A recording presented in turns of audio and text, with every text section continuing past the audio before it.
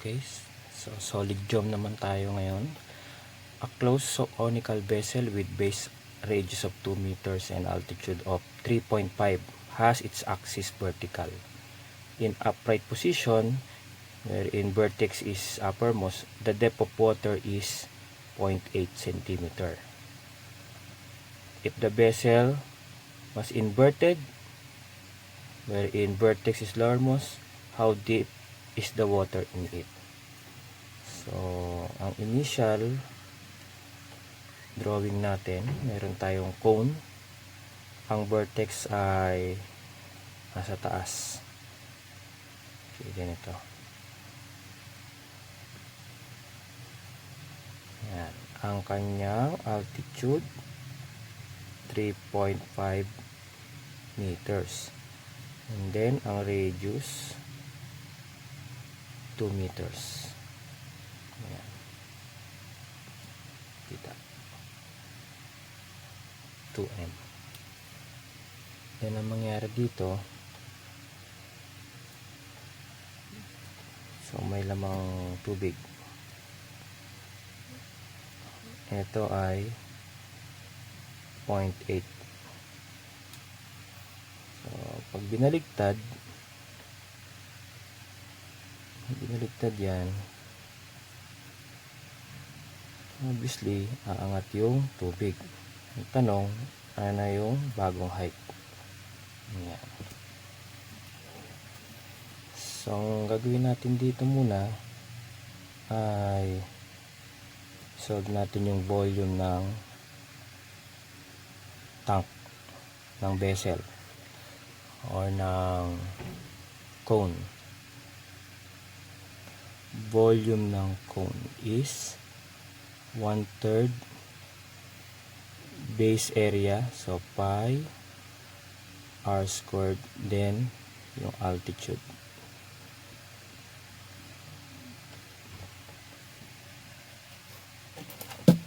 So compute natin yan.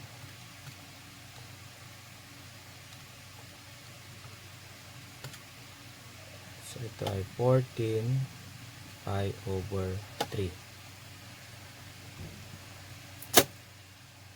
Then, compute natin ang ito yung water. Then, ito yung air. So, compute natin yung volume ng air. Volume ng air, pwede natin gamitin ang similar solid. So, volume ng air over volume ng cone equals similar solid. Yung altitude nila. Ang altitude sa air ay 3.5 minus 0.8. Ang altitude sa air 3.5 minus 0.8. Ang altitude ng cone ay 3.5. Then similar volume or similar solid, so ito ay raised to 3. Therefore, volume ng air dito ay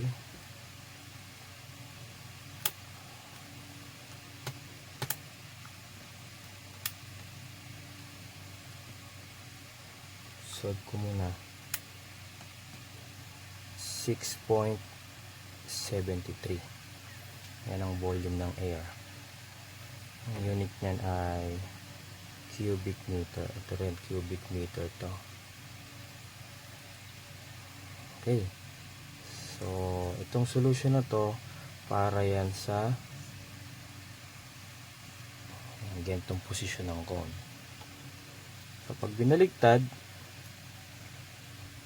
ang magiging solution natin yan, hanapin natin ang yan.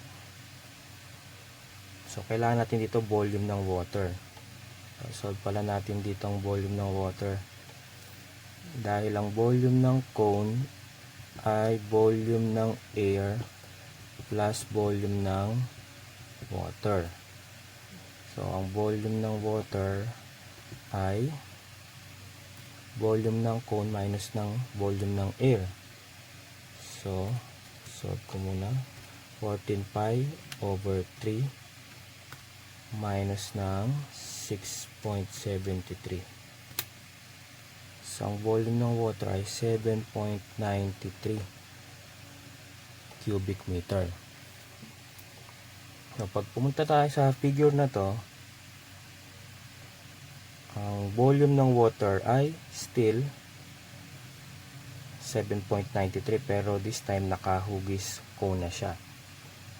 Okay, so ang solution natin dito, ang magiging solution natin ay volume ng water na nakahugis cone.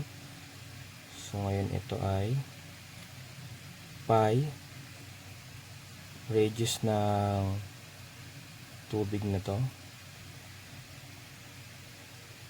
So radius niyan, sabihin natin radius squared, then altitude over 3. So wala tayo rito r, kaya magsisimilar triangle pa tayo dito. Ito ay still 2 meters, ito ay r.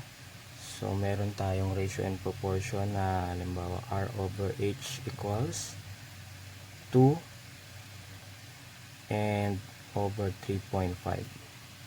So makakuha natin yung r dito,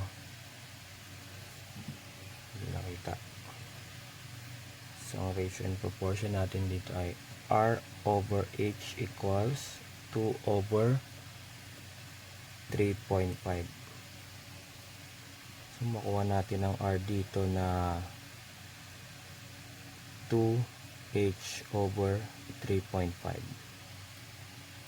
Lalagay natin dito. Volume of water ay 7.93 pi, then ang radius ay 2h over 3.5 squared h over 3.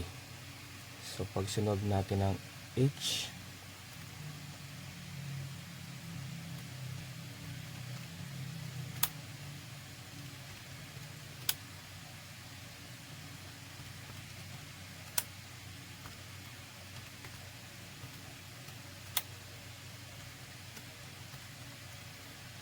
ang lalabas dito ay 2.85 meters. Ang solution. So sa choices, ito ay letter C. So ito yung long method. So gawin natin ang shortcut. Yan. So burahin ko na to, itong portion na to para sa shortcut.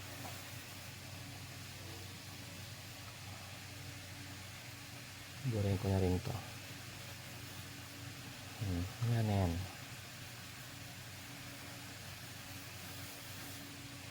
Sa shortcut, i-recall lang natin mga figures na to.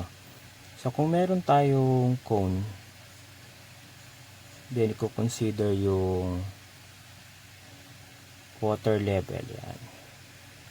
So ito ngayon, itong mismong cone, may altitude dyan. H ang gagawin natin dyan. So dito sa loob naman niya, may isa pang hugis cone. So kung ito ay yung water surface, ang hugis cone, itong portion ng air. So sabihin natin ano yan, H1. Then pag binaligtad yan, same pa rin naman yung altitude ng buong cone, yung H. Pero this time, ito yung tubig. Yung water level na ang nakahugis cone. So sabihin natin ito ay H2. So ang shortcut dyan ay H cube equals H1 cube plus H2 cube. So pag nilagay natin yung H, 3.5 yan sa problem. Yung H1, yung altitude dito ng air kapag ganito yung figure ay 3.5 minus 0.8 cube plus yung H2, ito yung hinahanap natin sa problem na to. So H2 cube. So ganyan lang kaiksi ang shortcut formula rito. So H2 is, so compute natin, 3.5 cube. So ililipat natin yan, minus 3.5 minus 0.8 quantity cube. Then yan, solve natin yung h. Ang lalabas 2.85 pa rin. Shortcut. Ayan po.